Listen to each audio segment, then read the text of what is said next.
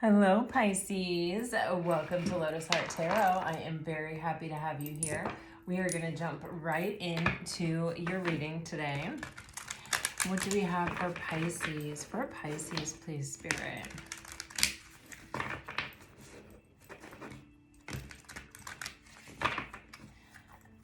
If you're new to my channel, welcome, welcome. I am very excited to have you here. These are general readings, so just keep that in mind and only take what resonates. Never make any message, force it to fit.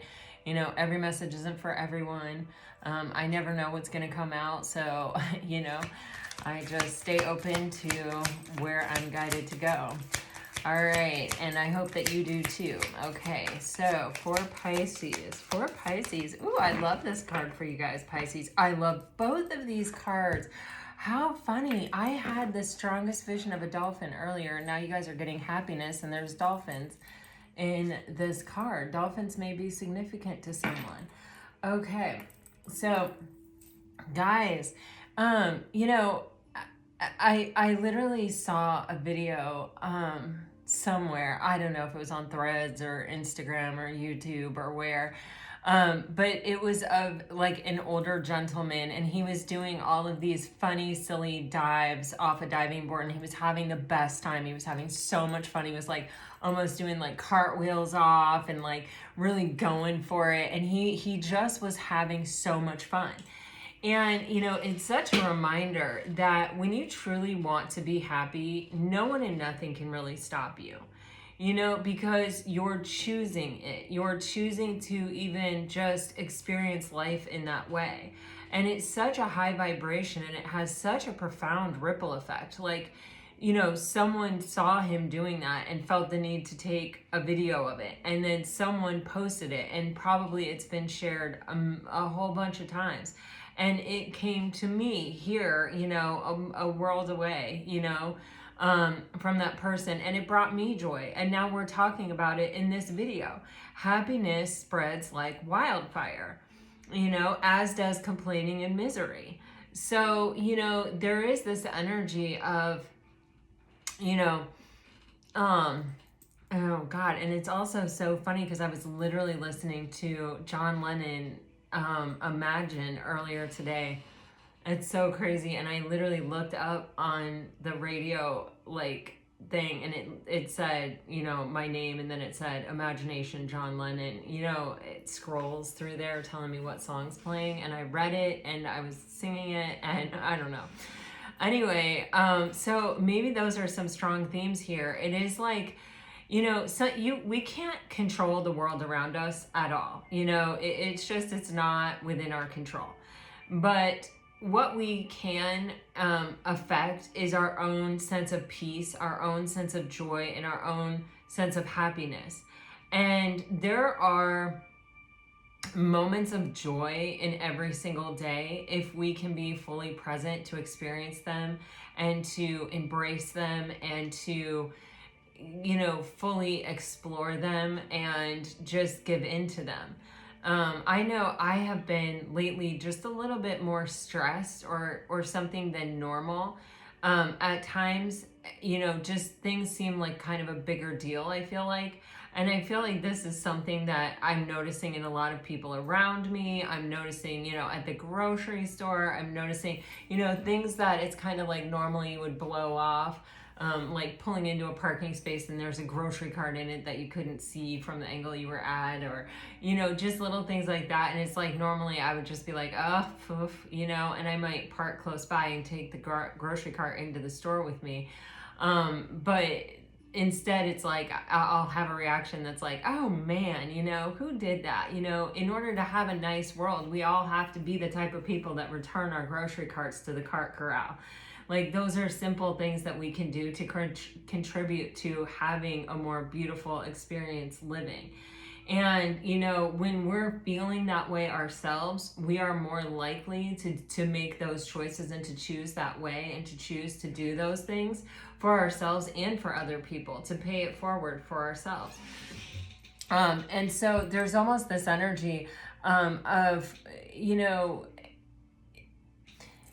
imagining, like almost seeing the highest and best possibilities in things, and just even, kind of setting that aim, not even just for yourself, but for the effect that you have on those around you, of just making a positive impact, and choosing that, and choosing your own happiness. When you're happy, you smile at people. When you smile at people, people smile back to you. And then they go on, and when they see someone else, they're more likely to smile at them. And then that person's more likely to smile. It's just, I keep getting this like real ripple effect. And it really begins first with our imagination, and with this energy of, imagining just, I don't know, the world is a happier, nicer, kinder kind of place, and the contribution and the choices that we can make in our own small way to sort of be a part of that change, be the change you want to see in the world. And especially with Pisces, as Neptune is your ruler, you do have such a profound and a strong imagination. And sometimes happiness starts there. Sometimes first we have to imagine what that would feel like, what that would look like, so that we can sort of pick that spot on the horizon that we're going toward, right? Okay, you guys are getting setbacks will spring you forward. Okay, I'm into this. This I'm feeling. Things are not what they seem. Dig deeper for insight. And what's meant for you is already yours, so there's no need to stress about the process. Happiness is an inside job. You guys, look at that. And then it says, pay attention to the signs they are guiding you.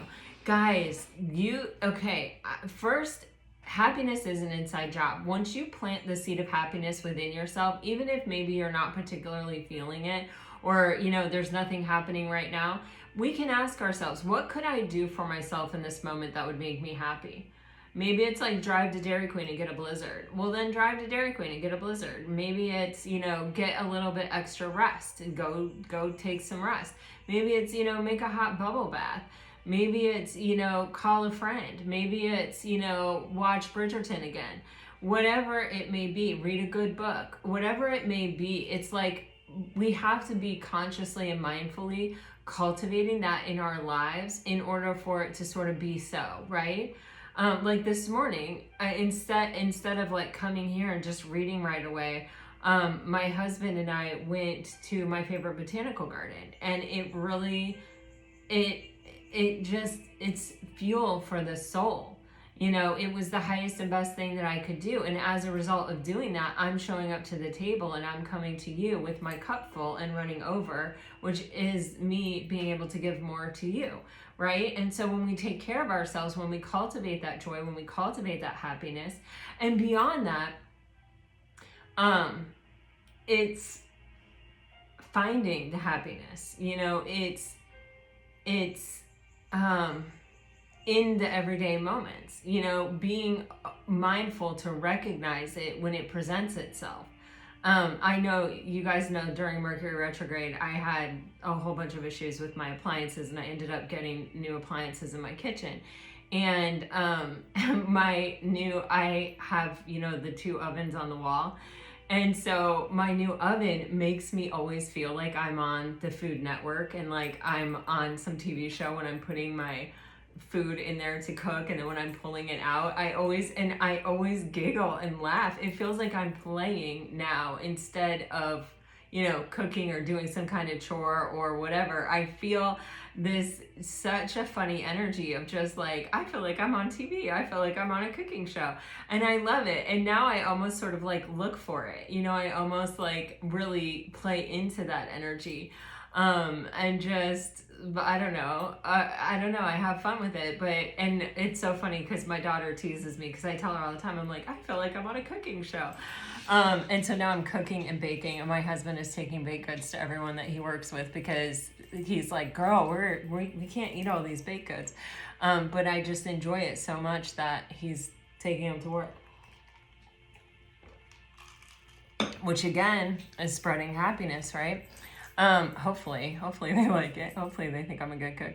But anyway, what I'm trying to say is that there are these, it's saying pay attention to the signs they are guiding you. How do we pay attention to the signs? What is the one way that we can almost guarantee we're going to see those signs?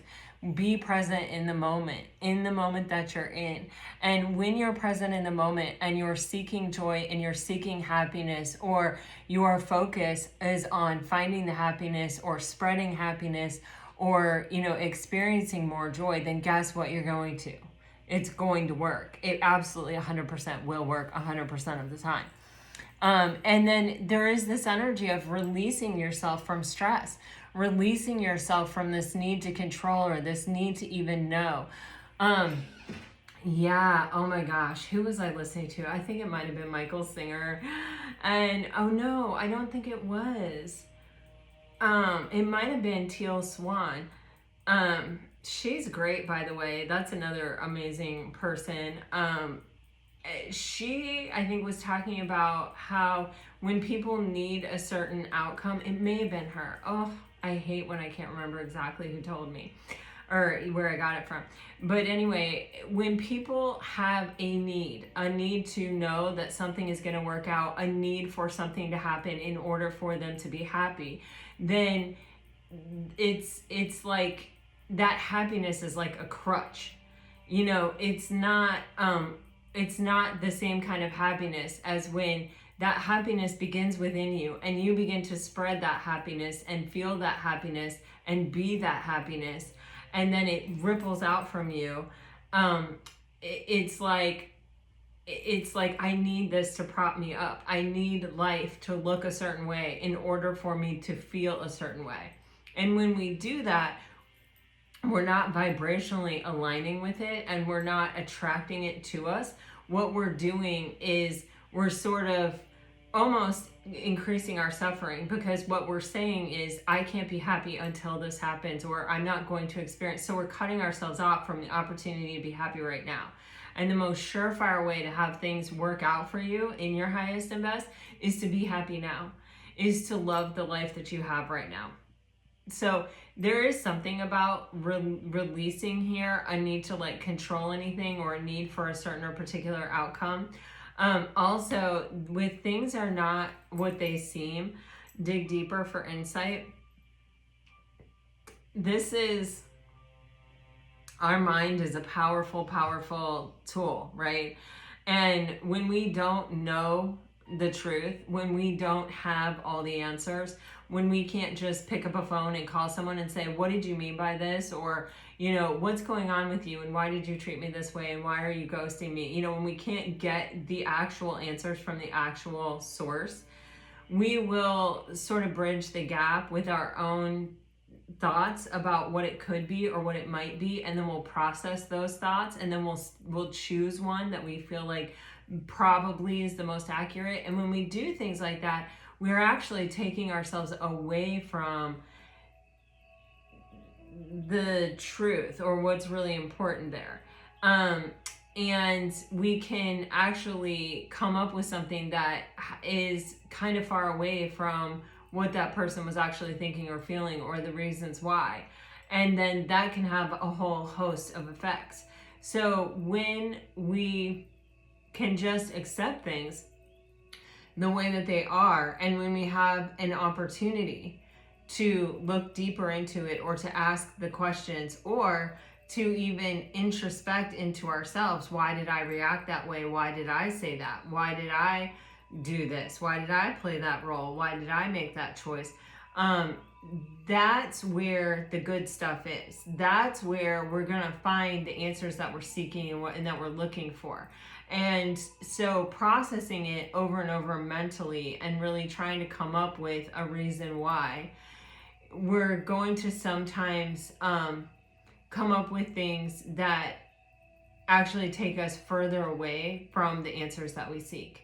And it can also, in time, get very confusing for you to tell the difference between what happened and what you came up with that you held on to, you know? On the bottom of the deck, this says setbacks will spring you forward. For me, this is all attitudinal. It's all, if you're really trusting the universe and you're really loving the life you have and you're actually finding the happiness in your now and you're staying present in the moment and you're open to the signs and the synchronicities that the divine are showing you and guiding you in particular directions, then no matter what happens, it will always advance you. It doesn't matter, because it's an experience. Regardless of whether it goes the way you envisioned it or the way that you hoped or not, it will always put you in a better place because you experienced it. You will either get the gift of some kind of new knowledge, or you'll definitely have the gift of the experience. And when you're really open to life as an experience and whatever happens, it making you better, then you things tend to have a better chance of working out. It just happens that way. I'm not saying that they'll always work out, but they have a much better chance because you're open to whatever comes. So whatever comes, it's not going to immediately elicit some type of emotional reaction of, that's not what I wanted, that's creating suffering, that's, that's hurtful, that's painful, that's triggering me. If you're just like, okay, whatever comes, I'm ready for it, I got it, there's a purpose for it, let me find it, then you are much more open to the flow of life. And when you're open to the flow of life, typically the good things happen. You don't have to keep getting stuck in karmic cycles where you're learning a lesson over and over and over and over again. You're kind of going with the flow, and you're taking life as it comes on its terms. And yeah, it's easier. It's a way easier way to live. All right, so let's dive in here and see what's going on. I feel like there is a relationship involved in this entire reading. I feel like it's like right on the edge of all of this. And I feel like Spirit is really like, we got to focus on ourselves. We have to focus on our own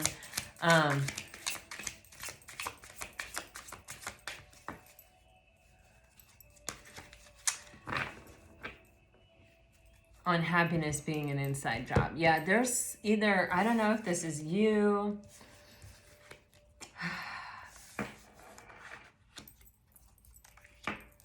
Not all of these cards are black and white. Okay, well look, I open it up and then they're not all black and white, but all of the ones that are showing are black and white, and that feels significant.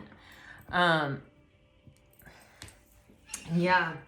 For some of you, this may be a situation where you're really missing someone, or you're really missing a past person. It could also be that a past person is actually really missing you. It feels like there is this sense, whenever we start to feel like it could only be one person that could ever make us happy, or that this thing has to work out, or, we're setting ourselves up for suffering, because life is an impermanent experience. It's an experience of impermanence. Every single thing is impermanent. We don't really own anything. Nothing belongs to us. Nothing is ours. Life is something that is ever changing and always moving, and we can't take it with us. It's not a soul thing. It's a very material 3D world kind of thing. And so when we allow ourselves to reach an attachment with another person where we are putting on them that they are the only person that can make us happy, when we're giving our power to that person like that, we're really putting ourselves at a disadvantage in life, because we're kind of saying, I can't be happy unless I have this person. So I don't know if this is you or if it's your person, but it feels like things at one point felt very harmonious. It feels like there was a lot of promise. It feels like you were just sort of getting to the good part of the song. Oh my God. Okay, I don't know. Take it as it resonates. And then it's like, boom, it was just shattered. Boom, it just blew up. Boom, it just went to hell in a handbasket. That's how it feels. And with this misunderstood, it's got lost soul, victim, and mistakes. I feel like a lot of you are dealing with someone who's like this. And, when we allow ourselves to get attached to an idea that that one person holds our happiness, or we could only feel this way because of one person, and then we lose that person, and especially if that person is someone who is a lost soul, or someone who's hurting, or someone who's wounded and hasn't dealt with those wounds, then we're in for a really rough ride. You know, we have signed ourselves up for a really rough ride, because people who are in that kind of energy are not reliable typically. And so, you know, and it's not in our power, right? Because we are only ourselves. Other people have free will, you know, we can't control another person. And the only way that we can really affect another person is by the choices that we make for ourselves. That's why usually the most powerful thing is to take your power back and to let someone go. If they want to let you go, it's just to say, okay, I let you go right back. Fine. Goodbye. You know, do what you need to do, figure out what you need to figure out. But it's harder to do that when we have told ourselves or convinced ourselves or are under the belief, I guess is how I want to say it, that that person is the source of our happiness and the key to our happiness. Then it makes us kind of cling. It makes it much harder to let go. It makes it much harder for us to make the choice that keeps us in our own power. You know, we have a tendency to like be giving it away to that person and then trying to figure out how to. Our focus is more about getting that person back than our focus is on getting ourselves back.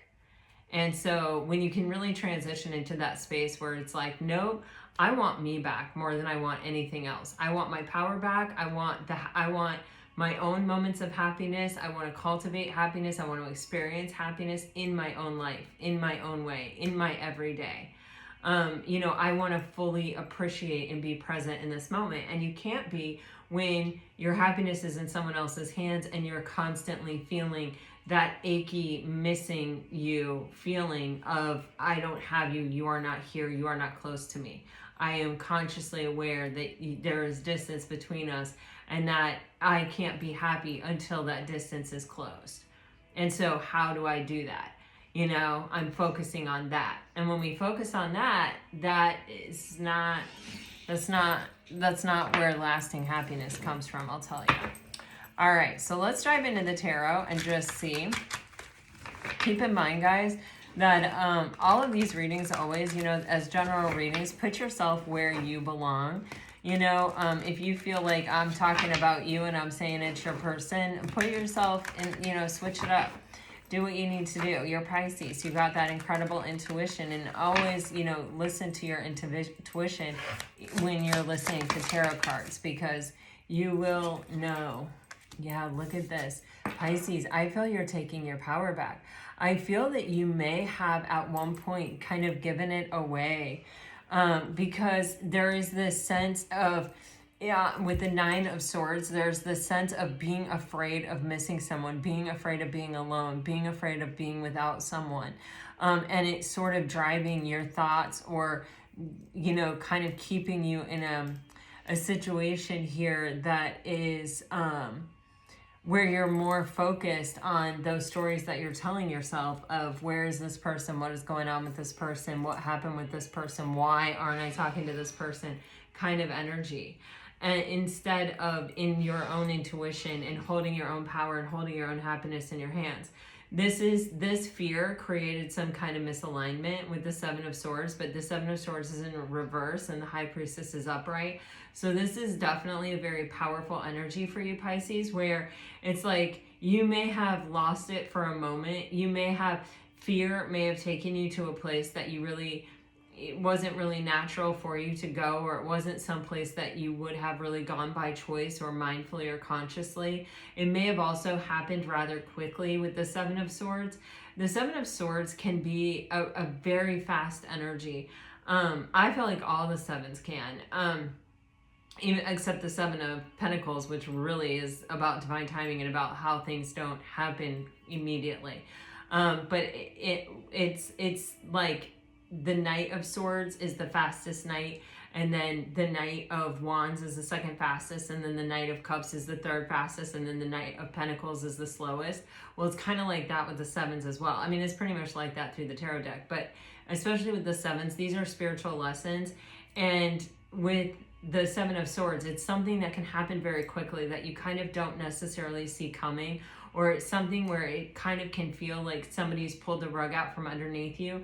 You know, it's ghosting, it's, you know, leaving without really giving a good explanation or any kind of closure, or any kind of formality. It's there's almost a certain disrespect to you with the Seven of Swords, because it's kind of like someone isn't maybe necessarily honoring the investment that you put into it or everything that you gave to it.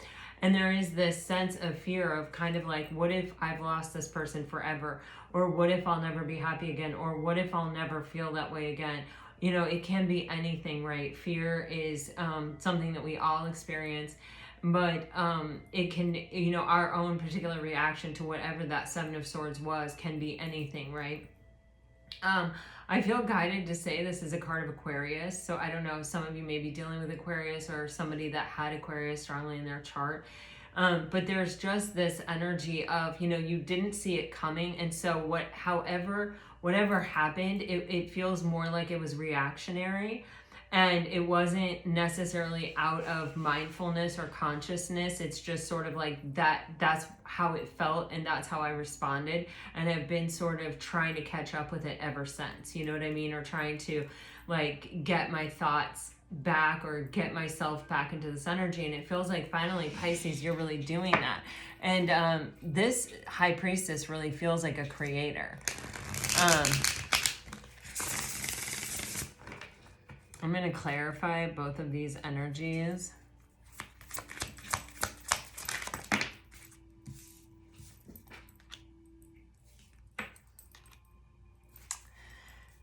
Okay, you have the High Priestess being clarified by the Six of Coins, the Three of Wands, and the Hangman on the bottom of the deck. You know, this is an energy where it's like, you know that this has to be balanced. If it is not balanced, then it is not going to be supported by the universe. So there's something here where you really are knowing, or where you're really seeing that it's like, you can't fix this. Like, you can't, you know, just make this happen in the 3D.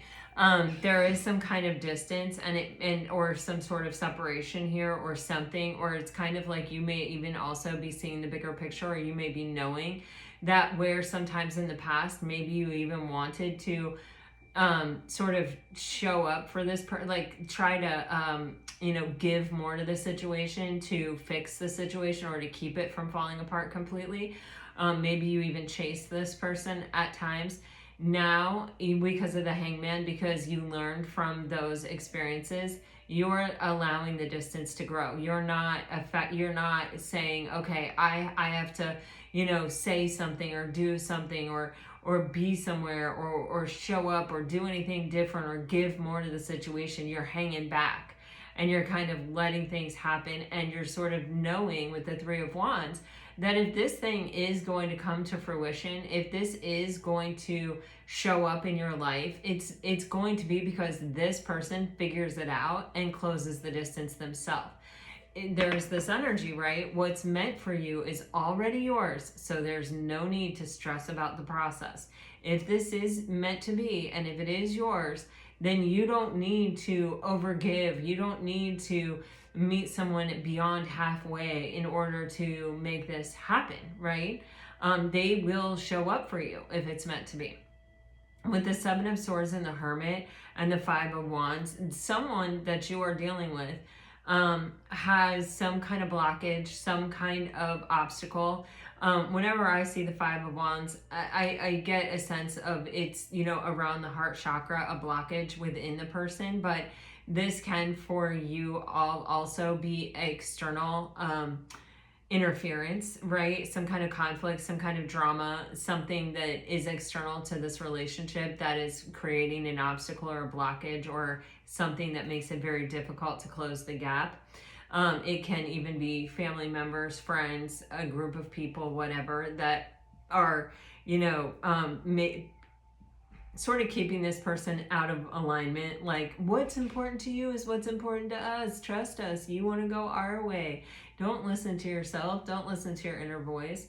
But what I see is the Hermit, and this is a pretty strong and profound energy. Especially the Hermit is a 9, and you're also having the 9 of Swords on the bottom of the deck here. So there's 2 9s. There's some kind of completion that's trying to happen here. And this is saying, you know, this is someone who is saying, you know what, I need to listen to my own voice. I need to know how I feel. I need to concentrate and focus on what I really want. And it may even be someone who doesn't even know what they really want, especially if there is a blockage around their heart chakra. They don't know what makes them happy. They don't know. And it can be someone who has never really had the opportunity to think about it. They may have had people in their ear their whole life telling them, this is what you want to be. This is who you want to be. This is what you want to do. This is what success looks like. This is who you are. Da da da da da, you know, and they may be someone who needs to take a moment to figure it out for themselves with the Hermit energy. And so I do feel that, like, after whatever happened, I do feel like someone is actually now spending some pretty profound time by themselves trying to figure this out. Trying to figure out, I think, trying to make sense of whatever this was that created the conflict or the drama or the chaos, or whether it was within them or outside of them. It doesn't matter. It's like, it's almost like I feel with the Hermit energy, this person is recognizing or realizing that it is something with them. You know, if it's their friends, if it's their family, or if it's, you know, an internal blockage, right? All right. What else? Some kind of clarity is definitely coming. Whether, oh my, yeah, okay. So you guys are getting the Sun with the 10 of Coins with the 6 of Wands on the bottom of the deck. You know, there's definitely some kind of clarity coming about, you know, I feel like whatever this relationship is, either you have already invested a lot in it, and it can be financial, but to be honest with you, for a lot of you, I really feel like it's, you know, it feels like vulnerability. You know what I mean? It's like, I've let you see more of me than I've ever let anybody see anything of. And for me, that is a huge investment. For me, that's not easy for me to do. And there's a reason why I have done this. You know what I'm saying? And, you know, with the 6 of Wands on the bottom of the deck, this is an energy of success and victory. It can be an energy of engagement. It's a strong energy, but it is also an energy with the 6 of coming into harmony. So, and it can be them with them coming into harmony with their own autonomous self, where, you know, they're no longer allowing this type of outside interference to play this role in their life. They are owning themselves. They are saying, you know what, this is my life and I'm going to decide. And this may be a big, huge step for them, but they are seeing something clearly where they're like, it's almost that energy of like, you've come closer than anyone. With the Sun and the 10 of Coins, like, you know, you brought me happiness. You brought me clarity. It can even be like their own understanding of themselves became more clear. And, you know, for some of you, you may be very invested with this person. There could be a marriage. There could be financial assets. But for others of you, it does feel like, and it could be both, you know, but it feels like vulnerability, or it feels like, you know, it feels like those pentacles almost kind of represent like secrets, or, you know, something, I've never told anyone this, or I've never let anyone see this, or I've never, you know what I mean? And just the way this card is speaking to me, it's making me feel like, you know, I have never let anyone see this. And in letting you see this, it actually made me feel better instead of worse. It actually made me feel lighter. It actually helped me find clarity about my own truth. Okay, so let's clarify these and just see where we're going here. Wow, God. The Sun is clarified by the Ace of Cups, that Hangman on the bottom of the deck again. Oh my goodness. Okay. The 10 of Coins clarified by the High Priestess and the 3 of Coins and the Fool card. Damn. Okay, guys, so this is a pretty strong energy. You have the Ace of Cups with the Sun card. It's almost like this person is seeing very clearly that, you know, this was a divinely given opportunity in love at one point. You know, when this came into their life, this is something that I feel like they were craving, that they were yearning, that they really, really wanted. And with this 10 of coins, with the High Priestess and the 3 of coins, you know, the 3 of coins is one of the most important cards you can get in a relationship reading as far as I'm concerned. Because this is, you know, where the priest has the vision for building a church.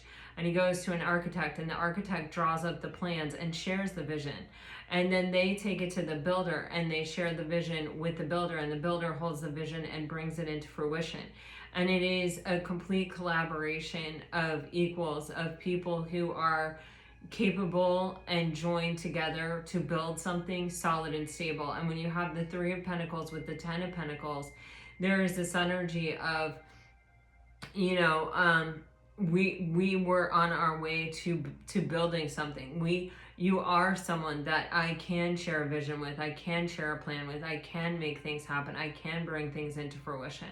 And with the High Priestess, it's kind of like, I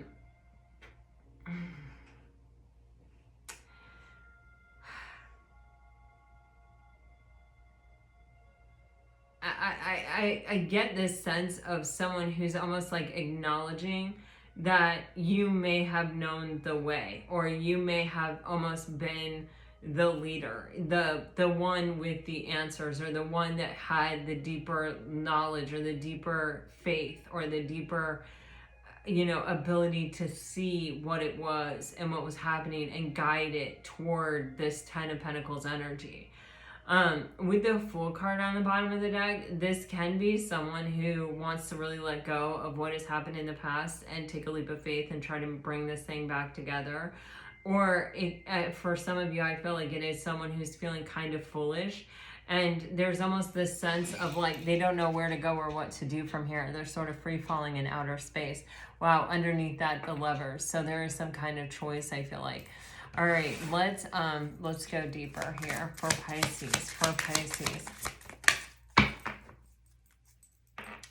Gosh, Page of Wands, you guys keep getting this. Okay, the Fool actually came out pretty much sideways, as did these. The Knight of Coins with the 9 of Coins. Okay, someone is thinking about this, I feel like, for a lot of you. There's kind of an energy here of, you know, if I want this, I better get moving on it. You know, because the Knight of Coins with the 9 of Coins, it's telling me that, you know, even if this person wants to take it like one slow step at a time, the 9 of Coins is someone who is the law of attraction, who is, you know, matching vibrationally a very high frequency, and is attracting a lot of really amazing things towards them. So, you know, a Knight of Coins is probably not going to get there before the 9 of Coins has already received other offers or other things here. So there's sort of this acknowledgement of like, maybe I would rather go slowly, maybe I would rather, you know, just kind of go at my own pace, or like maybe even barely move. Because that's how I would be comfortable. But I really know that I need to like make this choice and decide if I desire this, then I need to let that be known with the Page of Wands, because I will probably miss my opportunity here with the Knight of Coins and the 9 of Coins. So with the Fool card, this person is kind of really understanding that this is going to take something big, that they're going to have to come in really without a lot of baggage and really available to just say, I'm ready to go all in on this thing. I'm not holding back anything anymore.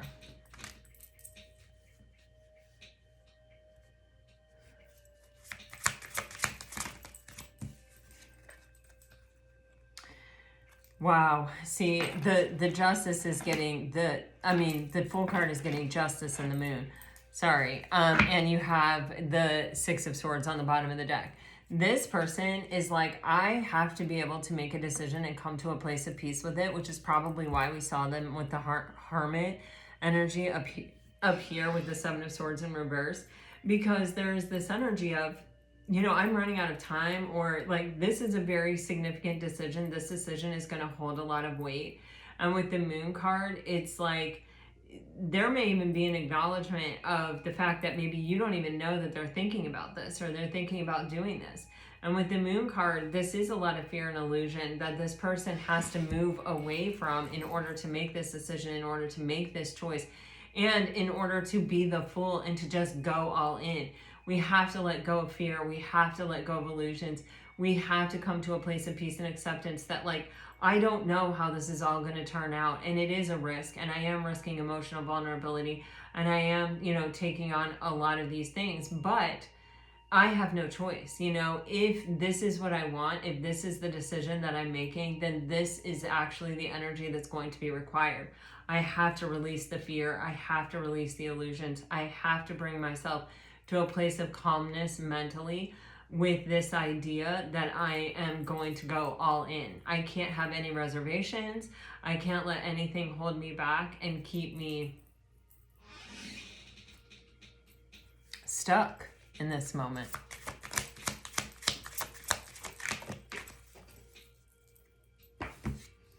You guys are, you see the Four of Cups. This person is really worried about missing an opportunity here. Damn, look at this. Oh my God. They're afraid of losing you. I mean, that could not be any clearer at all. With the Nine of Swords and the Queen of Cups in reverse, this person is scared to death that unconditional love is about to slip through their freaking fingers. The Four of Cups is a missed opportunity, right? It's like, well, while I'm sitting here thinking about it, someone comes in and swoops in on my Nine of Pentacles, on my Pisces.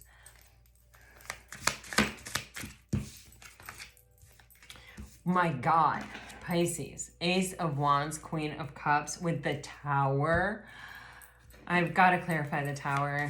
Tower for Pisces, even though it's on the bottom of the deck. The Emperor with the Hanging Man. Lord, with the Sun again on the bottom of the deck. Some of you may be dealing with a Leo or someone with strong Leo placements. You also have Scorpio. You also have Pisces. You also have Libra. I feel like there were a lot of signs. But the Tower being clarified by the Hanging Man and the Emperor, this is like, I don't have more time to sit here and look at the past and try to get a different perspective. I don't have, this is not my luxury right now to just be able to like hang out until I'm absolutely sure, until I've reached complete, enlightenment, right? With the Emperor energy, this is like, the time to step up is now, or I'm going to lose this entire situation. It's going to completely fall apart. And with the Sun card here, it's like, that would be the shattering of my happiness. There is some knowledge of that. And so with the Emperor, it's like, I got to get my act together. I have to step up. I have to empower myself to make this strong decision and to really put myself out there and to really go for this. I don't think the Ace of Wands and the Queen of Cups needs any clarification. I mean, this is what I want. I know what I want. I'm declaring it. This is what I want. I want Pisces. I want an opportunity with this unconditional love. I want, yeah, I mean, it's a very strong and,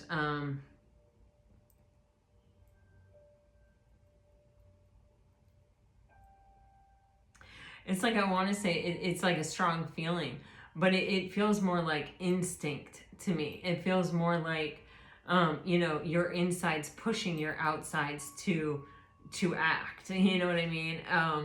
Yeah, that's how it feels. All right, so it's clarity also.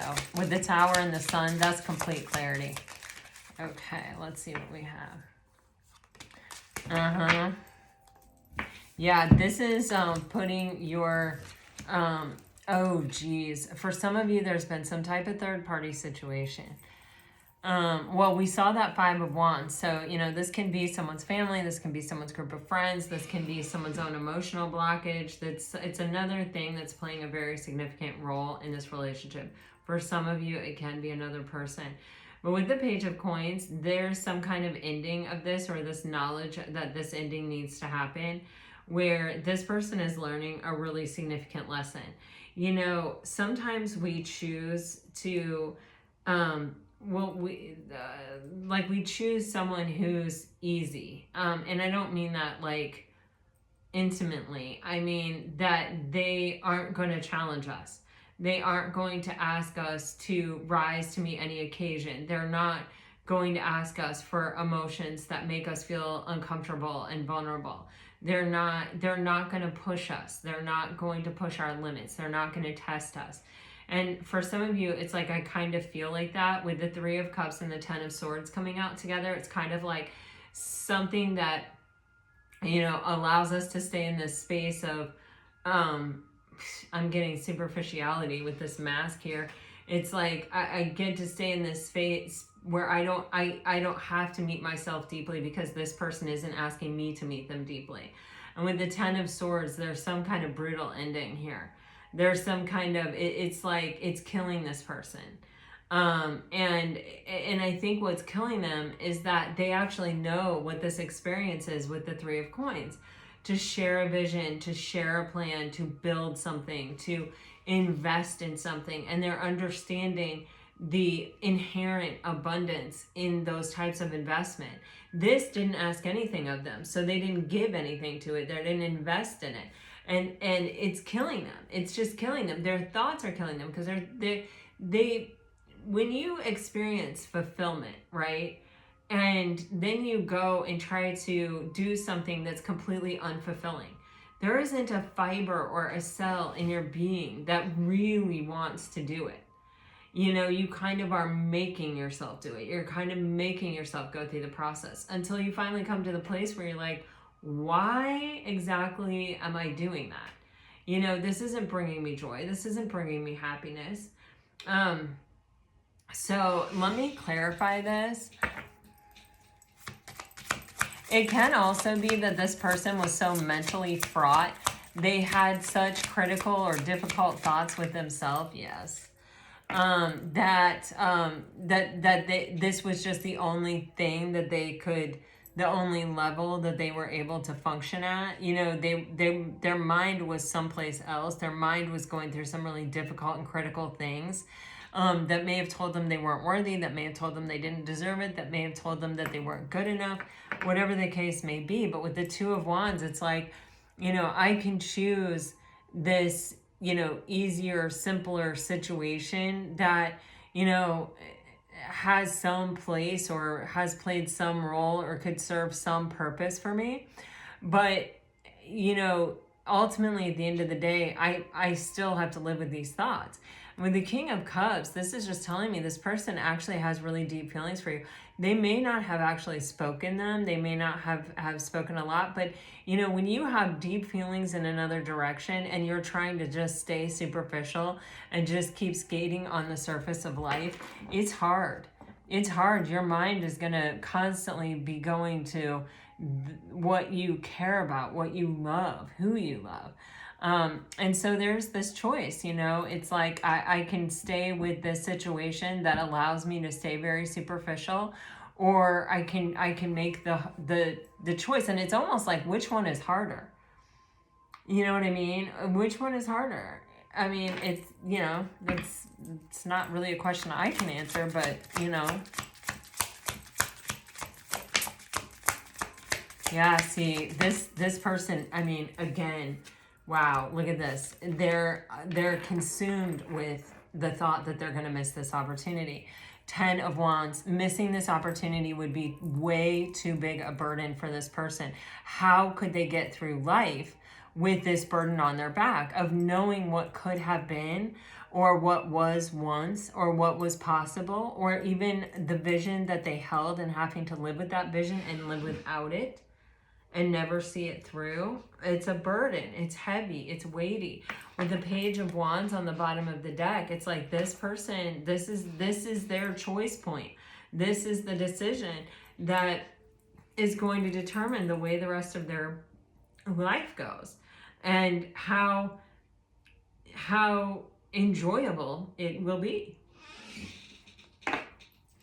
And Pisces, I feel like this person has to go through all of this, but I feel like for you, just focus on your own happiness. Just focus on keeping your vibration high. Let this person figure it out. All right, let me get you some messages, okay?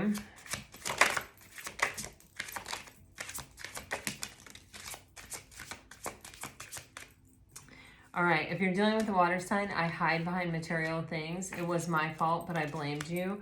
I watched your social media. Children are important in this partnership, and you and I were too young. sometimes that, you know, if you don't have children in the partnership, it can be just like inner child wounding, or it can just be like this person feeling like I was still a child. What did I know? If you're dealing with a fire sign, you're getting, I want to start over. Marriage, this relationship is moving toward a sacred union. Abundance, you've done the work, abundance flows to you now. Vulnerability, you can be completely open with this person. I don't react when people mention you. I bury myself in work to forget you. And fate, this is a destined partnership. If you are dealing with an earth sign, you are getting a leap of faith. It's safe for you to make the move you're considering. Protected, you are safe and divinely guided. I have too much to lose. I remember every detail of that day. You came closer than anyone and you inspire me. If you're dealing with an air sign,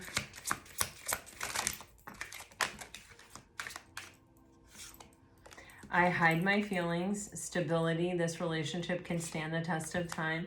Balance, one person is giving too much in this relationship. I need security. I love you unconditionally. I replay our conversations over and over. And regret, someone feels remorse for the way they treated you. All right, Pisces. Wow. Well, I hope this reading helps. I hope it brought you some peace and clarity. I am tonight in about 4 hours from now, which is 4 o'clock Eastern Standard Time, I am going to I'm going to write down all the names that are there at the time, and write down all the entry forms that I'm going to put into a glass jar, and I'm going to pull from on Tuesday, and I will post it in the community post who won the angel cards. So watch out for that, and definitely get with me about getting me your address, and I will send those right out to you. All right, I'm so excited. I hope you guys, whoever wins, loves them. Until next time, I send you off with all my very best. Always, always, always. All right? Bye-bye, Pisces.